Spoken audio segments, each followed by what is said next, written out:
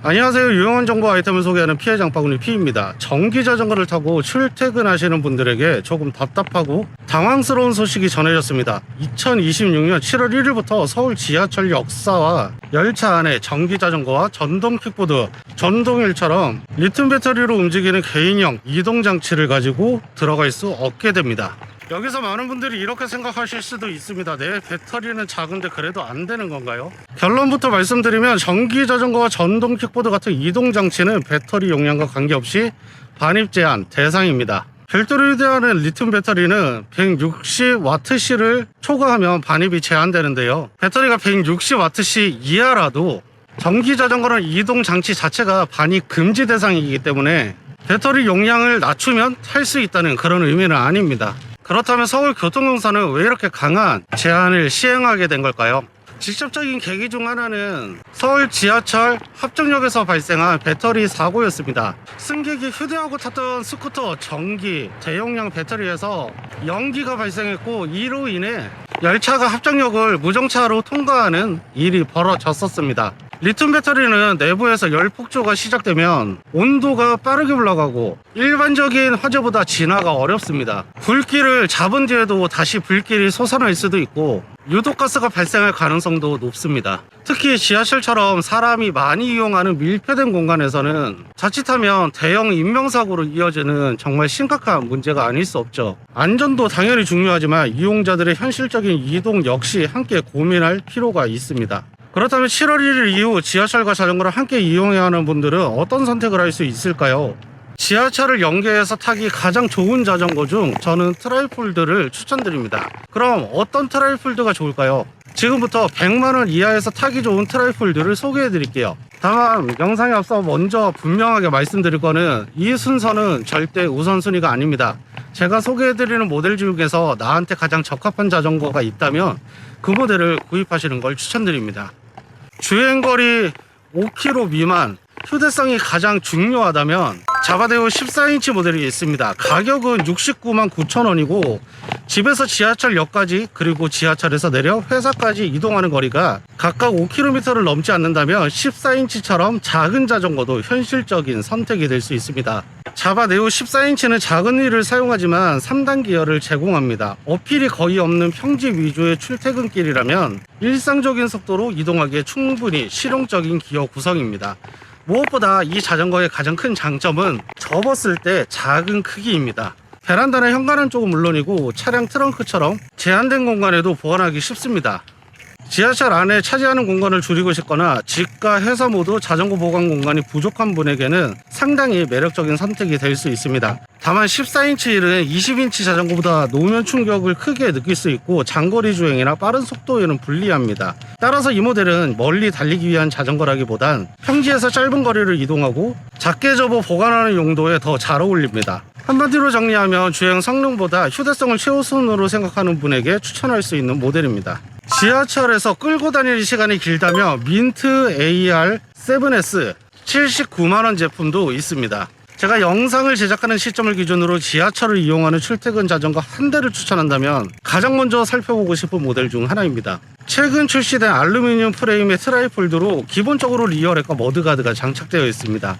여기에 총 4개의 이지휠이 기본으로 구성되어 있어 접은 상태에서 방향을 바꾸기가 상당히 편리합니다. 트라이폴드를 지하철에서 끌어보신 분들은 아시겠지만 단순히 앞으로 잘 굴러가는 것만으로는 부족합니다. 개찰구를 통과하거나 엘리베이터 안에서 자리를 잡고 사람을 피해 방향을 바꿀 때는 좌우 움직임이 편해야 합니다. 민트 AL7S는 노면의 매끄러운 역사 내부에서 자전거를 들어 방향을 바꾸기보다 그대로 밀면서 움직이기 좋은 구성이 강점입니다. 지하철 안에서 접은 자전거를 끌고 이동하는 시간이 길다면 상당히 편리한 선택이 될 수 있습니다. 다만 역사 밖의 울퉁불퉁한 보도블럭에서는 작은 이지힐의 한계가 있기 때문에 모든 노면에서 여행용 캐리어처럼 편하게 움직일 수 있다고 기대해서는 안 됩니다. 이 제품은 특히 지하철 환승을 많이 하시거나 역사 내부 이동이 긴 분에게 추천하고 싶습니다. 저렴한 트라이폴드를 시작하고 싶다면 TT카카 큐브 X9 64만 8천원짜리도 있습니다. 전통적인 형태의 트라이폴드를 비교적 부담이 적은 가격으로 경험하고 싶다면 TT카카 큐브 X9을 살펴볼 수 있습니다. 크롬올리 프레임과 16인치 휠을 사용하고 트라이폴드 전용으로 구성된 폴드 비구동계를 통해 총 9단 11회 28T의 기어비를 제공합니다. 기본적으로 머드가드와 리어렉이 장착되어 있어 별도의 큰 튜닝 없이도 접은 상태에서 끌고 다니기 좋은 구성을 갖추고 있습니다. 출퇴근길에 완만한 오르막이 조금 있고 지하철에 자전거를 끌고 이동하는 시간도 긴 편이라면 가격과 편의성의 균형이 괜찮은 모델입니다. 또한 트라이폴드 액세서리를 활용해 이지휠이나 캐리어 관련 부품처럼 필요한 편의 기능을 하나씩 추가해보는 재미도 있습니다. 소소한 튜닝을 통해 자신의 출퇴근 환경에 맞게 바꾸고 싶은 분들에게도 잘 맞습니다. 다만 폴딩할 때 기어 위치에 따라 체인이 이탈되는 경우가 있을 수 있습니다. 따라서 접기 전에 기어 위치를 확인하고 체인과 변속기 상태를 살피는 습관이 필요합니다. 완성도 높은 고가 모델은 처음부터 구입하기보다 비교적 부담이 적은 가격으로 전형적인 트라이폴드를 경험해보고 싶은 분들에게 추천할 만한 모델입니다. 100만원 미만 트라이폴드 중에서 여러가지 기본기를 안정적으로 갖춘 모델을 찾는다면 2026년 뉴올리를 살펴볼 수 있습니다.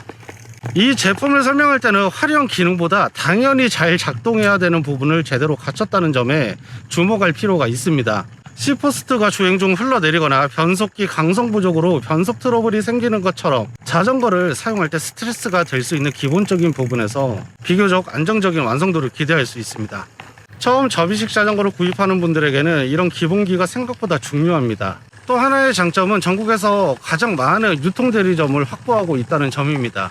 자전거에 익숙하지 않은 분들이라면 인터넷 최저가만큼이나 집 근처에서 점검과 정비를 받을 수 있는지도 중요합니다. 구입 후 변속이나 브레이크 조정이 필요할 때 가까운 매장을 이용할 수 있다는 것은 초보자에게 상당히 큰 장점이 될 수 있습니다. 특별히 한 가지 성능만 강한 제품보다는 기본적인 작동과 사후 관리까지 포함해 무난하고 안정적으로 시작하고 싶은 분들에게 추천할 수 있는 모델입니다.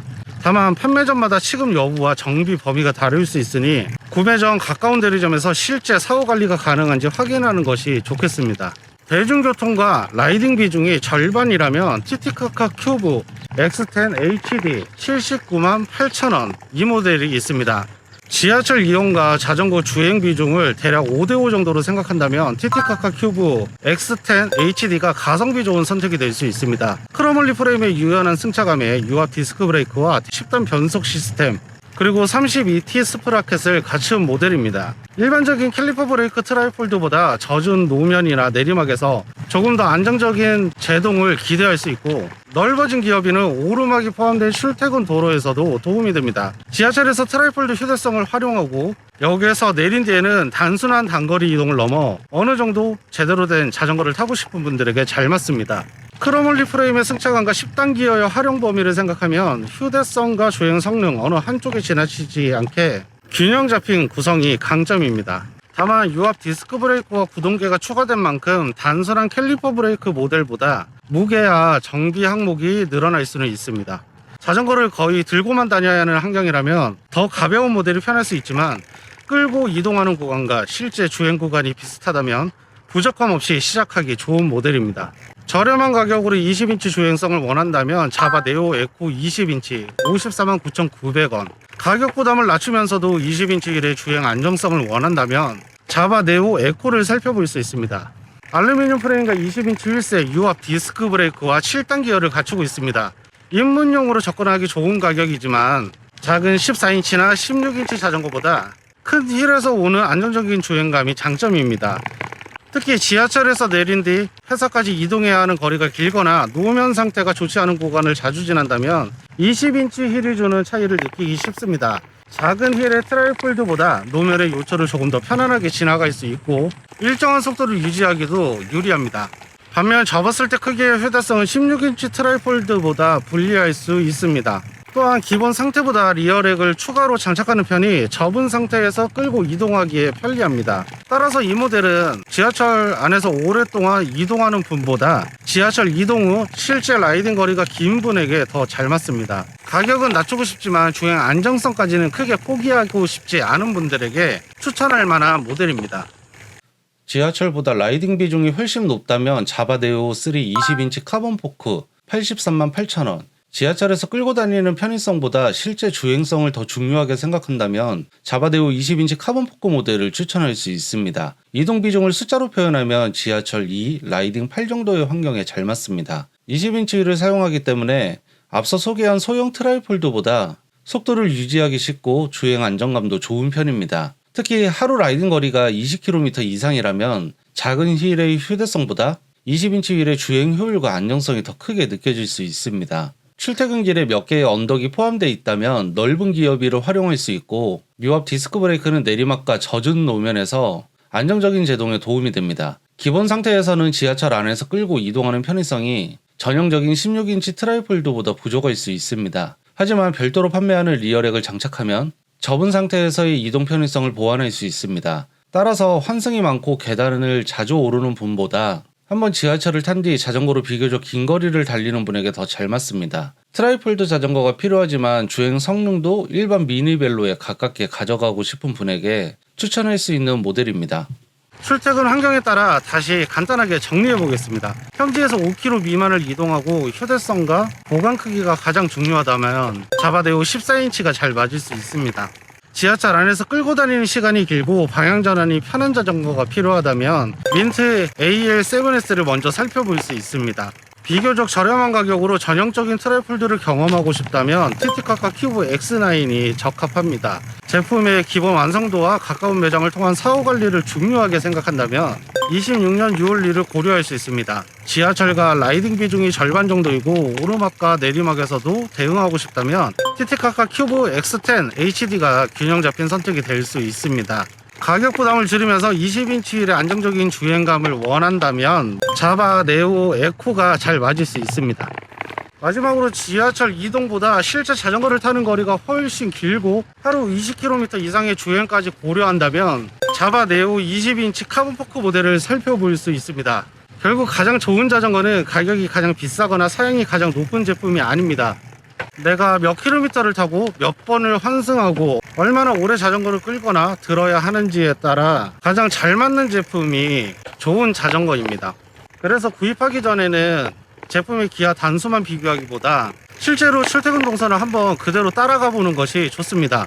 집에서 역까지 몇 킬로미터인지, 역에서 엘리베이터가 있는지, 지하철에 내려서 회사까지 얼마나 타야 하는지, 그리고 회사에 접은 자전거를 놓을 공간이 있는지까지 확인해야 합니다. 이 조건을 먼저 정하고 나면 지금 소개된 모델들 중에 내게 필요한 자전거가 훨씬 분명하게 보일 겁니다. 여러분은 이번 조치에 대해 어떻게 생각하시나요? 현재 전기 자전거와 지하철을 함께 이용하고 계셨다면 앞으로 어떤 방식으로 출퇴근을 계획할 것인지 댓글로 경험과 의견을 남겨주세요. 비슷한 고민하고 있는 분들에게 여러분의 댓글이 정말 큰 도움이 될 거예요. 가시기 전에 구독, 좋아요 부탁드리고 저는 다음 영상에서 다시 인사드릴게요. 감사합니다.